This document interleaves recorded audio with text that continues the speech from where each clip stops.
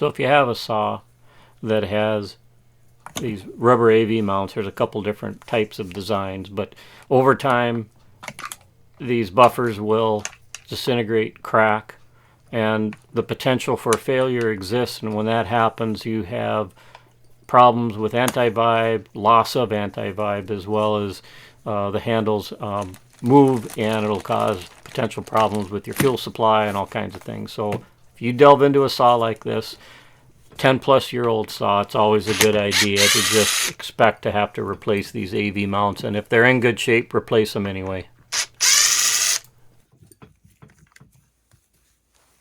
Probably a good thing we're replacing these. Those were not in there very tight.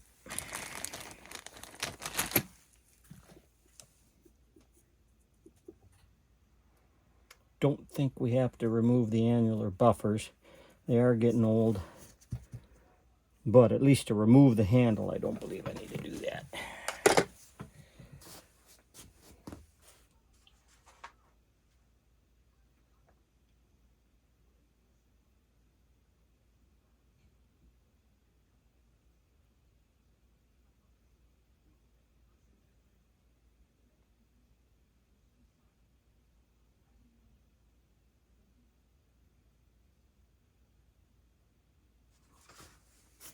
Should be getting pretty close to getting this thing off.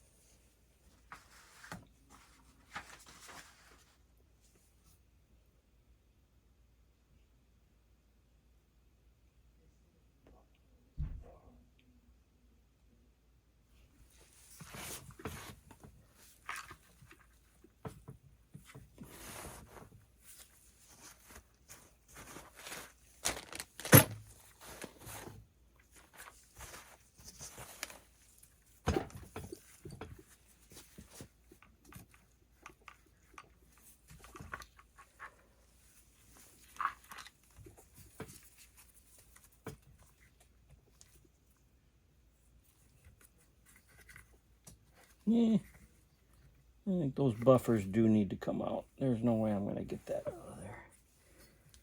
Yeah, those buffers do need to come out.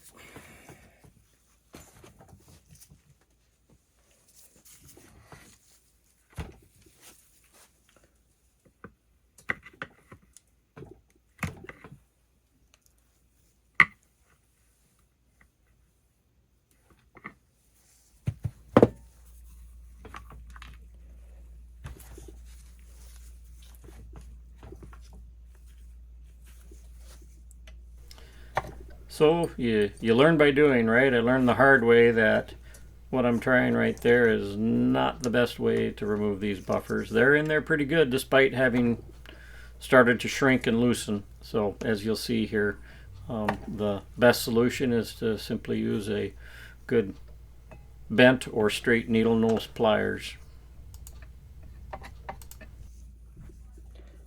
Hopefully we can salvage these, but again, they're old. I've got replacements on order.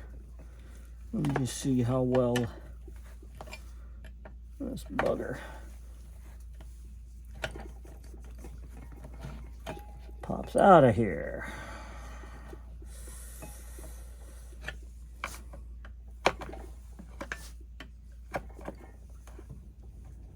Just trying to loosen them a little bit so I can maybe pry them out from down below.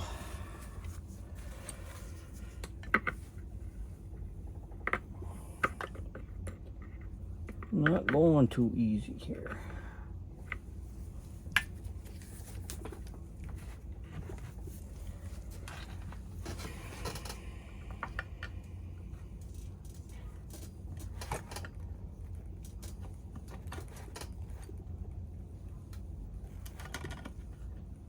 There we go. It just takes a little bit of perseverance. Well, they're actually looking like they're in pretty good shape. Once I got the new replacement buffers in, it was quite apparent that the old ones were not in nearly as good condition as I thought they were. Pry them out. get them started and they'll pop right out.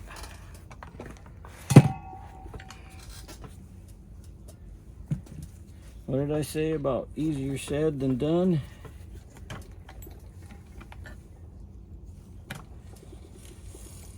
There we go. She wants to come.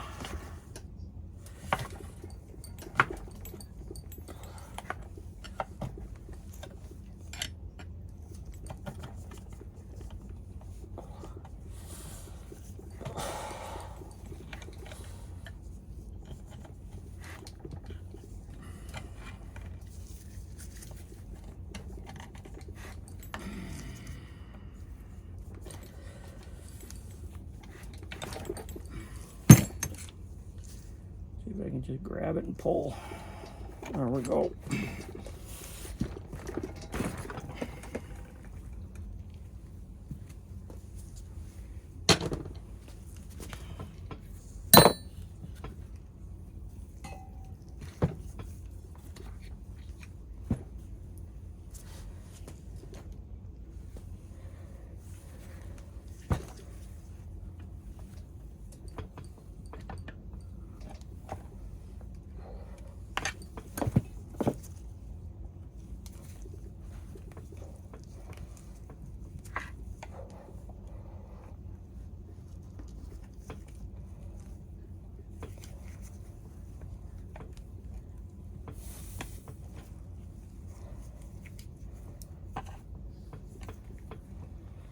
Well, for being just rubber, those are pretty robust. That should make the tank come out a lot easier now.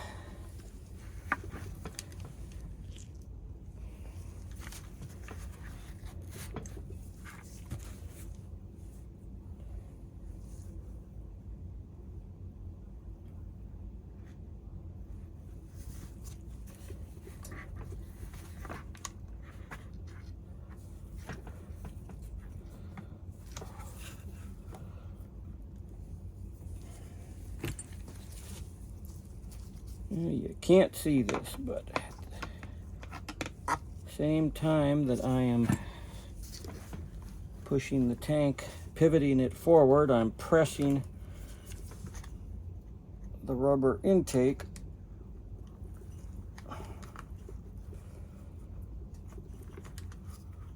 through the housing in the tank, and wouldn't you know it, she's ready to come right off.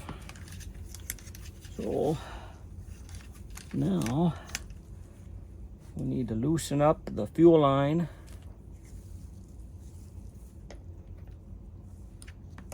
There we go. Boy, the problem with this saw is that it was venting like crazy even after putting in a new vent. So that means there's something else wrong with the fuel system. The rubber bits all look to be good. May have to replace the actual tank. Very old style vent. I don't like them. The new tanks have a much better venting system in them. So we're just going to pull these wires through the grommet in this tank so we can fully remove the tank.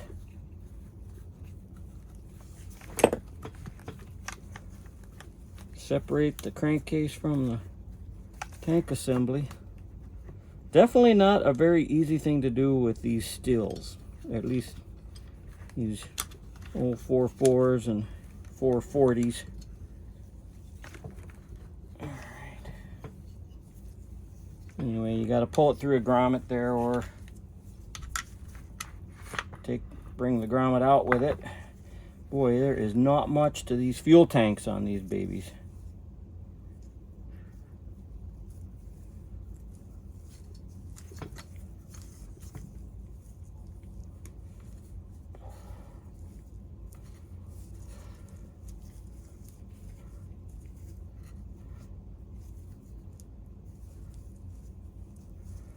Might as well just leave that on there for now. So that's how you take the tank assembly off a Stihl 4.4. There's still some other bits here that need to come off.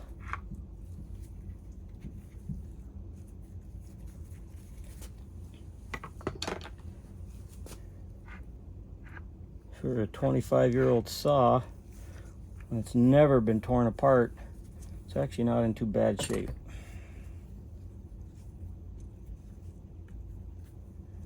See, there's a few other parts that might need replacing here.